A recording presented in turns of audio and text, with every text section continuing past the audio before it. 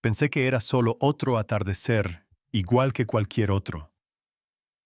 Estaba arreglando la cerca del sur con las manos cubiertas de polvo y sudor, la mente ya vagando hacia la cena y los terneros recién nacidos.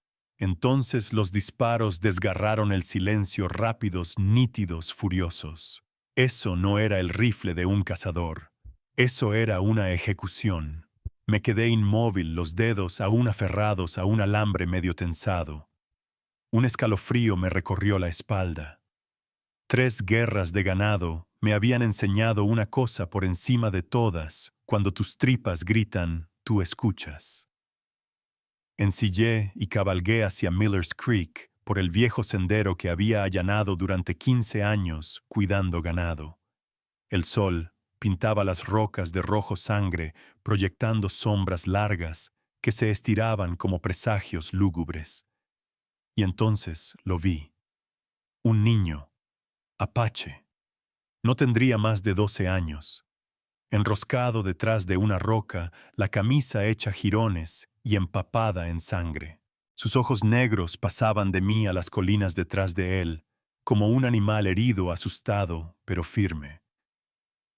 No suplicó, no habló, y no huyó, no podía. Fue en ese momento que supe que había tropezado con algo mucho más grande que yo. Vi la herida, escuché el trueno distante de cascos y los gritos de hombres. No necesitaba nombres, no necesitaba razones. Alguien lo estaba cazando como a una presa.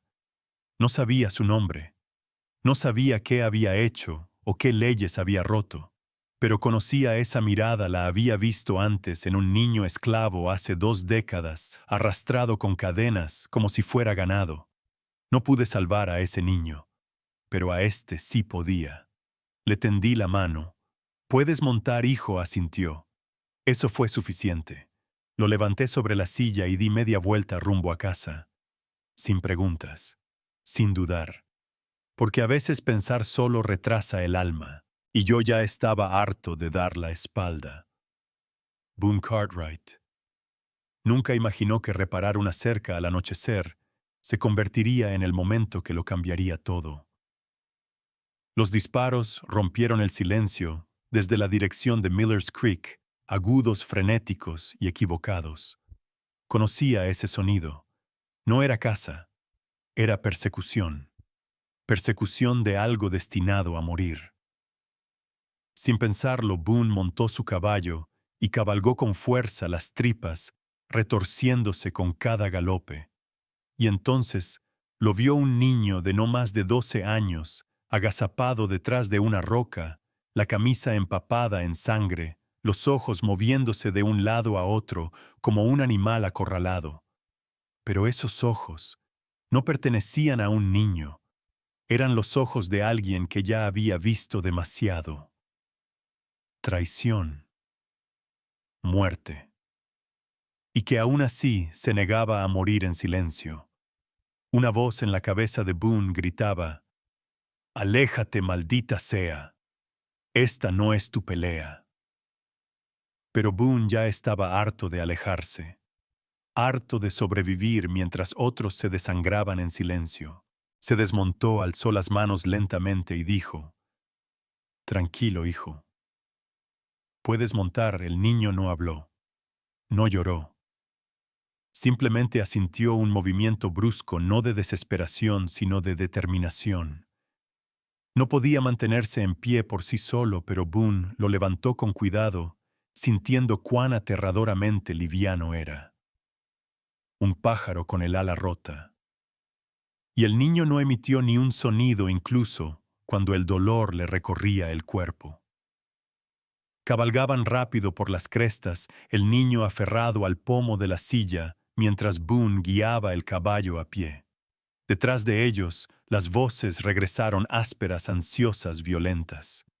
La cacería no había terminado. Pero Boone no miró atrás.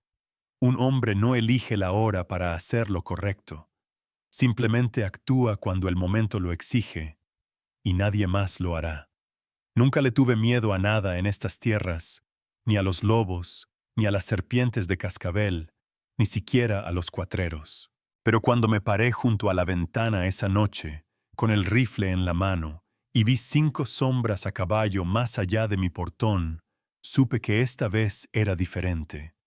La luz del quinqué dentro de la cabaña proyectaba mi silueta sobre la pared, un solo hombre plantado frente a una jauría de depredadores con piel de humanos. Gritaron mi nombre. La voz de Malachi Voss cortó la oscuridad como un hierro candente sobre carne viva. Cartwright, entréganos al chico. Nos pertenece.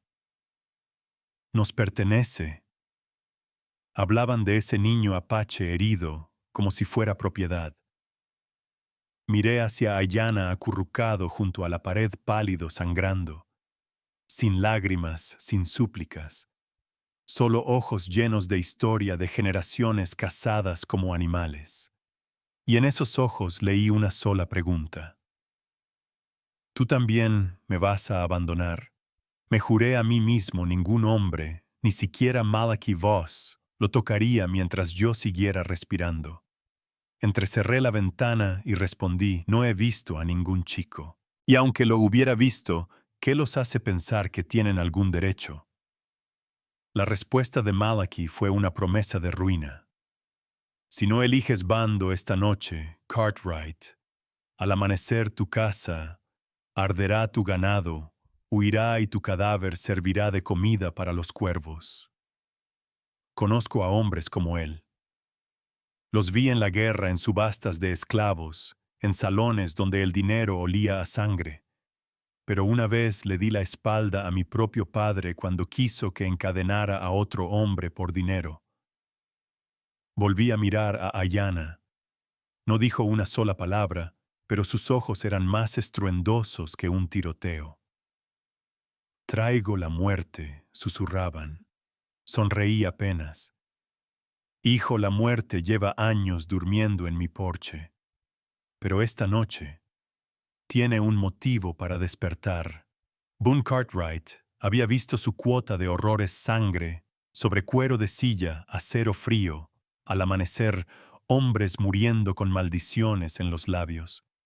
Pero nada lo había preparado para lo que acababa de ocurrir en su diminuta cabaña. El niño Ayanna, el joven apache herido, que apenas se aferraba a la conciencia, había emitido un sonido. No fue un llanto, no era dolor, ni miedo. Fue un llamado bajo frío inquietante, como un fantasma señalando desde el vacío. 3 veces, como un ritual. Luego el silencio. La columna vertebral de Boone se tensó. ¿Qué demonios fue eso? Ayanna se volvió hacia él, su rostro joven pálido por la pérdida de sangre, pero iluminado por algo inquietantemente sereno. Mi padre viene. Boone lo miró fijamente. ¿Tu padre? El niño asintió presionando su mano contra la herida, como si intentara retener la vida. Es Nelnish, jefe de la banda del Cañón Rojo. Por un momento Boone sintió que el suelo se desplazaba bajo sus botas. No era solo un niño herido. No era solo dar refugio a un inocente. Acababa de abrir los brazos al hijo de uno de los jefes de guerra más temidos al oeste de las Rocosas, un nombre susurrado en los salones y murmurado por soldados que se persignaban cuando nadie los veía. Y ahora el mundo se había quedado en silencio, sin insectos, sin viento, ni siquiera el crujido familiar de las tablas del suelo, como si la tierra misma contuviera el aliento, esperando que algo antiguo emergiera. Santo Dios, murmuró Boone, acercándose a la ventana. No podía ver nada, pero podía sentirlo. Algo se acercaba, algo que ningún rifle ni coraje podrían detener. Y en esa terrible quietud Boone comprendió esto. Ya no se trataba de salvar a un niño. Se trataba de elegir un bando entre 2 mundos, y de algún modo él, un hombre blanco solitario, con nada más que una cabaña y una conciencia, se había convertido en el centro de una tormenta que nunca pretendió invocar. Solía pensar que entendía la guerra. Había sobrevivido a 3 guerras de ganado perdido, amigos reces, casi me pierdo a mí mismo. Pero nada, nada me había preparado para estar dentro de mi propia casa, mirando a los ojos de un legendario jefe de guerra apache. No con un arma, sino con confianza. Cuando Ayana lanzó aquel llamado de ave nocturna suave, extraño, lleno de dolor y esperanza, pensé que tal vez era solo un susurro desesperado al vacío. Pero entonces llegó la respuesta. Uno por uno sombras se alzaron de la tierra, como si ésta las hubiera parido. 40 guerreros pintados para la guerra, armados con rifles quitados a soldados que ya no los necesitaban. No dijeron nada. No hacía falta. Eran la muerte encarnada esperando. Y entonces llegó él, el jefe Nalnish. No hacían falta presentaciones. Sus ojos solos te desnudaban el alma. No venía con ira. Venía con la calma aterradora de un padre que llega tarde, pero no demasiado tarde. ¿Por qué no lo entregaste? Preguntó en un inglés perfecto, con una voz suave como el acero. Miré a Ayana pálido junto a la ventana, aún sangrando, pero con la mirada finalmente firme. Porque no podía, respondí. Porque alguien tenía que defender lo correcto. Y esta vez me tocó a mí. Esperaba rabia, sospecha, tal vez una declaración de guerra por interferir en sangre tribal. En cambio, Nalnish asintió un gesto pequeño, pero que se sintió como un tratado entre mundos. Y cuando le dije, no ataquen, no derramen sangre, dejen que vean su furia sin disparar una sola bala, él guardó silencio. Un silencio que se sintió como estar bajo una cuchilla en caída. Y entonces aceptó. En ese momento supe esto no era por un niño, ni siquiera por caballos robados. Era una declaración, que en esta tierra maldita aún podía vivir la decencia. Y si tenía que morir por eso, entonces moriría siendo un hombre sin arrepentimientos. Solía pensar que sabía lo que era el miedo. Había escuchado a hombres adultos gritar con los huesos rotos, visto el fuego devorar un campamento apache en plena noche y olido carne quemada, espesa en el aire como carne podrida. Pero esta mañana aprendí lo que realmente significa la desesperanza. Cuando Cartwright salió al porche rifle en mano con la calma de un predicador, un domingo pensé que el hombre había perdido la cabeza. Éramos 5 armados furiosos y convencidos de tener la razón a nuestra manera. Ese niño apache herido allá dentro ni siquiera podía caminar. Se suponía que esto sería fácil. Entonces, Cartwright alzó la cabeza y dijo, «Jefe Nalnish, creo que estos caballeros quieren conocerlo». Solo una frase. Pero sonó como una campana fúnebre. Al principio nada, ni cascos, ni gritos de guerra, solo silencio muerto y pesado, como si la tierra misma se hubiese detenido a mirar. Y entonces se levantaron, de entre las rocas, de entre los matorrales, de sombras, que juro que no estaban ahí un segundo antes. 1, 2, luego 4, luego 10, 40 quizás más. No gritaron, no amenazaron. Solo estaban ahí inmóviles sin expresión, como si la muerte misma hubiera echado raíces a nuestro alrededor. La garganta se me cerró. Mi caballo empezó a dar pasos nerviosos, sintiendo lo que yo ya sabía: no éramos cazadores. Éramos presa. Ezra, mi hermano, comenzó a contar en voz baja, como un loco recitando una oración. Y entonces apareció el jefe Nalnish. No era un hombre, era un presagio, una maldición viviente envuelta en pintura de guerra y cuero con ojos como acero afilado. Cazaron a mi hijo como a un animal, dijo. Le dispararon cuando intentaba recuperar lo que le arrebataron. Cada palabra me golpeaba como un martillo en el cráneo. Quise hablar. No pude. La boca se me convirtió en polvo. Cuando Clarence salió corriendo gritando desesperado, no lo detuve. Tal vez yo también quería huir. Pero cuando la tercera flecha se le clavó en la columna y cayó como un saco roto, supe. No habíamos venido a impartir justicia. Habíamos caminado directo hacia el juicio. Solía creer que la justicia solo se lograba derramando sangre. Pero allí de pie, con 40 guerreros apaches armados detrás de mí y 4 hombres temblando frente a mi porche, entendí algo distinto. A veces es la decisión de perdonar, no de matar, lo que hace que incluso los más crueles caigan de rodillas. Malachi Voss, un hombre que trataba las vidas humanas como hierba seca en temporada de incendios, estaba pálido como la ceniza. Me preguntó qué quería. Pero antes de que pudiera responder, el jefe Nalnish, padre de Ayana, dio un paso al frente con una calma aterradora.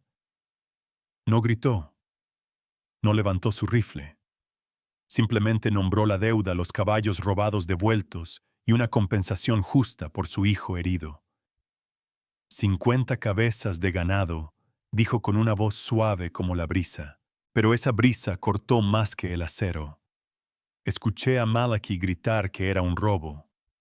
Pero cuando el jefe dio un solo paso, todo el círculo de guerreros se movió sin decir una palabra, y aún así el mensaje retumbó más fuerte que cualquier disparo. He visto la muerte antes, en la guerra, en noches sin luna cuando las balas silbaban a centímetros de mi cara. Pero esta vez la muerte no estaba en las armas, estaba en los ojos de hombres que habían perdido hermanos, esposas, hijos a manos de tipos como vos. Cuando el jefe dijo, «Nos robaste». Esto es justicia, se rompió toda la falsa rectitud que aún sostenían. Ezra Voss murmuró, «¿Y si lo hacemos entonces?» Que Nalnish no se giró. Entonces se van de esta tierra, para siempre, y no regresan jamás.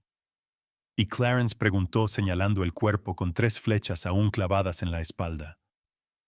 Respondí, si tienen estómago para ello, llévenselo. Si no, los buitres tienen hambre.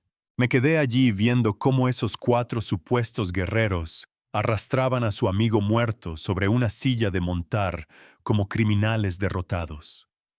Y cuando el jefe se volvió hacia mí y dijo, «El hombre que protegió a mi hijo no será amenazado nunca más», supe entonces que no ganamos hoy disparando una sola bala. Ganamos al obligar al mal a inclinarse ante lo que es justo. Viví toda mi vida en silencio, sin esposa, sin hijos, sin amigos. Solo cercas por reparar y el viento aullando entre cañones vacíos. Pensé que eso bastaba, hasta que un niño ensangrentado se desplomó en mi umbral y con él llegó una tormenta llamada justicia. Cuando Ayana me estrechó la mano por última vez, su agarre era pequeño pero firme como si llevara el peso de todo un pueblo perseguido en ese gesto. Ya no vi a un niño. Vi a un hombre en formación, cada cicatriz testigo de verdades que nadie más se atrevía a mirar de frente. Y yo, un ranchero solitario en el desierto, de algún modo había sido elegido para estar a su lado cuando la oscuridad llamó a la puerta. Aquella tarde, cuando la tribu desapareció, lo hizo como niebla bajo el sol. Sin sonido, sin rastro. Solo quedó el valle en quietud y un hombre de pie en el polvo sintiéndose extrañamente vacío. Pero cayó la noche, y en las horas más silenciosas, cuando no había nada más que viento y el aliento de la tierra, lo escuché ese canto del ave nocturna. No un pájaro real, el que Ayana me enseñó. Suave, claro, cargado de sentido. Sabía que no era imaginación mía, sabía que alguien escuchaba, que aunque viviera solo, ya no estaba solo.